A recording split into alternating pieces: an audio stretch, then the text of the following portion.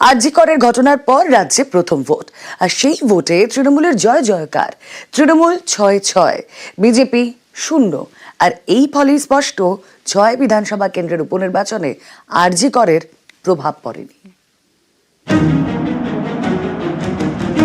আরজি করের তরুণী চিকিৎসকের দেহ উদ্ধার, ধর্ষণ খুনের অভিযোগে তোলপাড়। প্রতিবাদে অনশন, আন্দোলন, জুনিয়র ডাক্তারদের, পথে নামে সমাজের বিভিন্ন মহল। বারবার শাসক শিবিরের বিরুদ্ধে স্লোগান ওঠে। সেই আরজি করের ঘটনার পর রাজ্যে প্রথম ভোট, 6 বিধানসভা কেন্দ্রে উপনির্বাচন। এই ভোটে 6 ছক্কা তৃণমূলের। বিধানসভা উপনির্বাচনের এই ফলে স্পষ্ট আরজি কর ইস্যুর কোনো প্রভাবই ভোটে পড়েনি। আন্দোলন করে পেছনে দাঁড়িয়ে থেকে বিজেপি সিপিএম ভেবেছিল যে নেপোয়ে মারে দই, আরজি করের প্রভাব পড়বে না, কারণ আরজি কর নিয়ে কোনো বিবাদই নেই। আমরাও চাচ্ছি যে দোষীর শাস্তি হোক। আরজি কর ইস্যু তো নির্বাচনী ইস্যু নয়, বা নির্বাচনের জন্য আমরা আরজি কর প্রতিবাদে সবাই সামিল হয়েছে রাজ্যের মানুষ।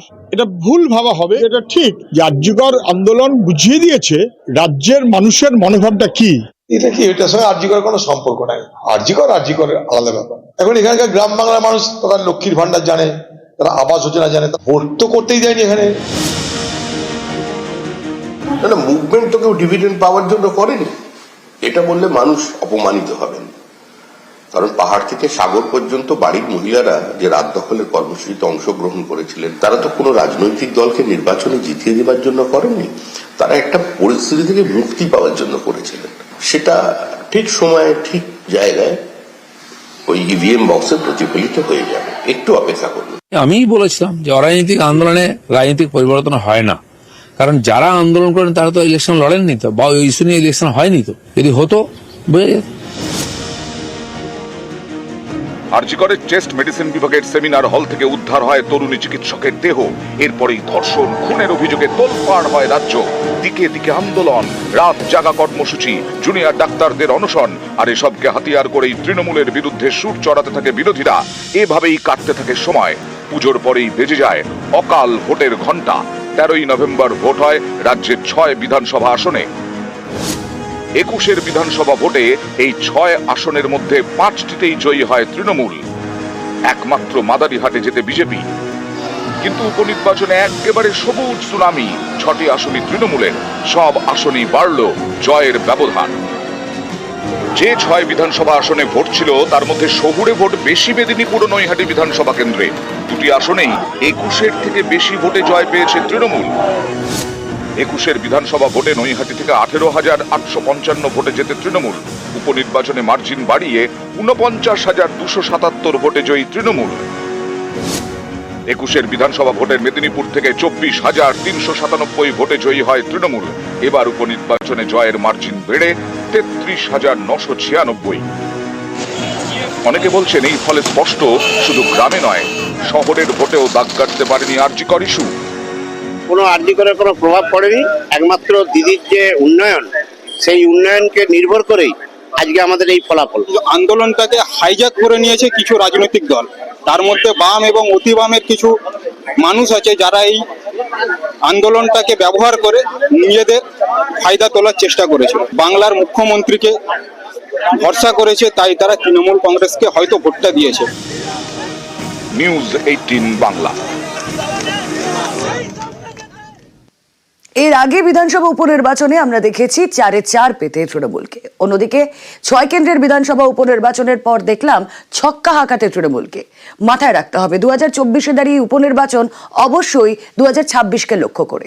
আর এই নিয়ে আমরা কথা বলেছিলাম নেটওয়ার্ক 18-এর এডিটরিস্ট বিশ্ব মজুমদারের সঙ্গে। তার কি বিশ্লেষণ শুনুন। এই 6 কেন্দ্রের উপনির্বাচন কিন্তু একটা বড় ফ্যাক্টর পশ্চিমবঙ্গের আগামী রাজনীতিতে।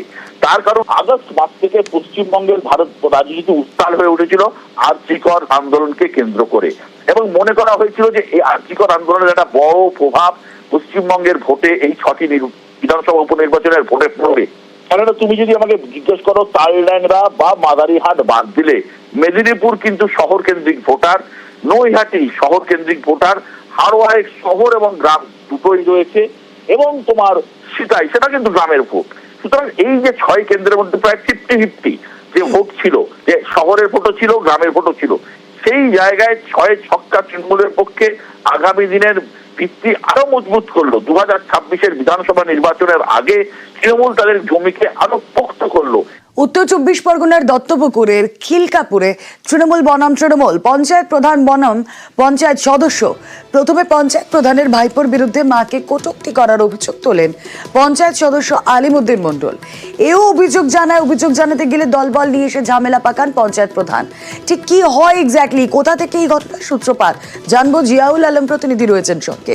জিয়াউল, একদম দেখো, দত্তপুকুরের পূর্ব খিলকাপুর এলাকায় সিন্ডিকেট রাজ, যত সিন্ডিকেট কার দখলে থাকবে তা নিয়ে মূলত পঞ্চায়েত প্রধান এবং পঞ্চায়েত সদস্যের মধ্যে দীর্ঘদিনের একটা বিবাদ চলছিল।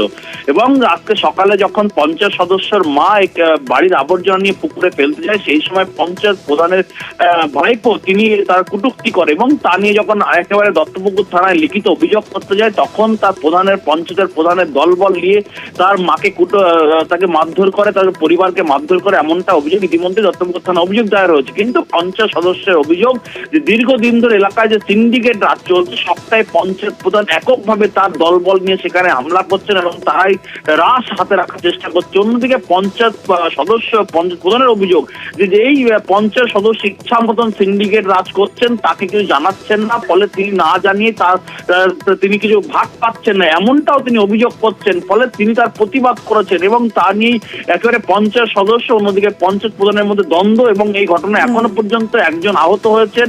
ইতিমধ্যে দত্তপুকুর থানায় অভিযোগ দায়ের হয়েছে, কিন্তু যেভাবে সিন্ডিকেট রাজ কার দখলে থাকবে তা নিয়ে কিন্তু উত্তপ্ত করেছে। ইতিমধ্যেই আইএসএফ এর পক্ষ থেকে বলা হচ্ছে যে সপ্তাহে দলের গোষ্ঠীদ্বন্দ্ব কে কত ভাগ নেবে তা নিয়ে গোষ্ঠীদ্বন্দ্ব এবং তার জন্য এই গন্ডগোল ইতিমধ্যে দত্তপুকুর থানায় অভিযোগ দায়ের। বেশ জিয়াউল, আমাদের নজর থাক। মা এই আমাদের এই পুকুর আছে, বাসি খাবার টাবার ছিল, ফেলতে গেলে রাজু গাজী বলে প্রধানেরই ভাইপো, সেই ছেলেটা মাকে টোন করলে মা আবার কি করে, আমার বউকে ডাকে, বউ এসে ওকে দু চারটা কথা বললে ও গালিগালাজ করে। তারপর আমি গাড়ি নিয়ে মাকে, বউকে, মেয়েকে নিয়ে আমি থানায় চলে গেছি, গিয়ে ওর নামে এফআইআর করতে গেছি। আমি চলে যাওয়ার পরে ওরই কাকা আরিফ গাজী প্রধান কিছু ছেলেপেলেকে নিয়ে এসে খুব গালাগালি মন্দ করেছে। পঞ্চায়েতে ব্যবস্থা হোক, আমি তো দলকে জানাবো। সদস্য আছে আলিউদ্দিন নামে, ওনার বাড়ির সামনে দিয়ে আমার ভাইপো সকালবেলা উঠে রাস্তায় আসছিল। এখন হঠাৎ ওরা আলিউদ্দিন গাড়িটাকে দাঁড় করাতে ওরা 4-5 জনা গিয়ে ওর প্রতি গাড়ির থেকে ফেলে দিয়ে ওকে মানে কিল ঘুষি অত্যাচার যা করার, আংটি ছিল হাতে, কপালের মধ্যে মেরেছে, কপাল ফেটে গেছে। পুরো মিথ্যে অভিযোগ, সেটাকে পুলিশকে বলা হলো। মিথ্যে অভিযোগ দিয়ে পাড়ার মধ্যে একটা সন্ত্রাস সৃষ্টি করছে। এর মধ্যে কোনো না রকম একটা বিশাল এর মধ্যে একটা কেসাকেসি চলছে নিজেদের মধ্যে সব। আর অ্যাকচুয়ালি আলিউদ্দিন এটা করছে সিন্ডিকেট নিয়ে।